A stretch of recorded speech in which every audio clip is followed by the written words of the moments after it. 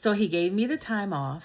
And fortunately, I want to say that one day was what I had. I was literally in the waiting room working on my laptop because my nerves were so fraught anyway. I'm the type of person that needs to stay busy. So the next day, my then father in law was here and he was able to sit with my ex husband and render support and just to try to give me a relief. But here's something that I wasn't aware of. Apparently, when you have someone go through a major surgery, there's some trauma, right? That happens not only to the heart, but also to the brain. And if you guys have ever experienced anything like this, there is nothing like it, okay? If your care recipient has undergone a major operation and you have someone there that they don't have a good relationship with, it could trigger a neurological event. If you guys have ever seen anything like it, put it in the chat because I had not seen anything like it to that point in my life.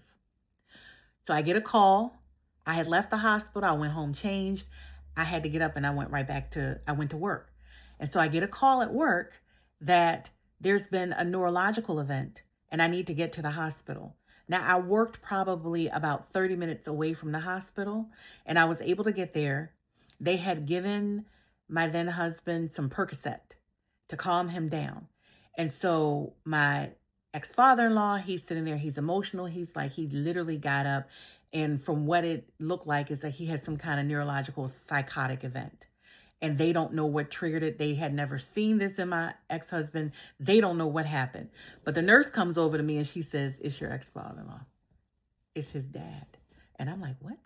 She's like, "Do they have a good relationship?" I said, "I don't think so." She said, "He doesn't need to be here." And in my mind, I'm sitting here going, now I'm not trying to tell y'all too much business, but this is how it impacts me as a caregiver because I'm like, well, then who's going to watch him? I got to work, right? I have to work. I work full time. In order to pay for this hospital bill, what my share is, right? And whatever needs have to be met directly when he gets home from the hospital, I got to work.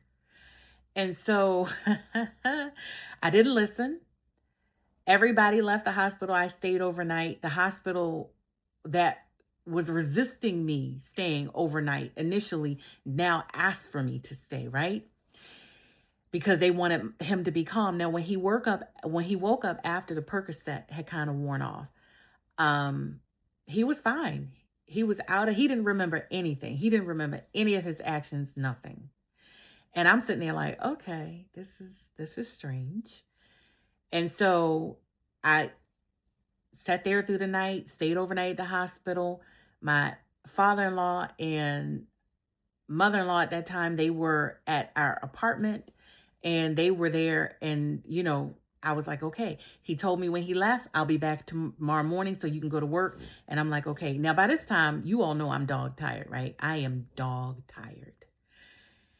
But this is the only support system that I have in place at this point. My mom, she's working full time at this point still, so it's not like she can render assistance.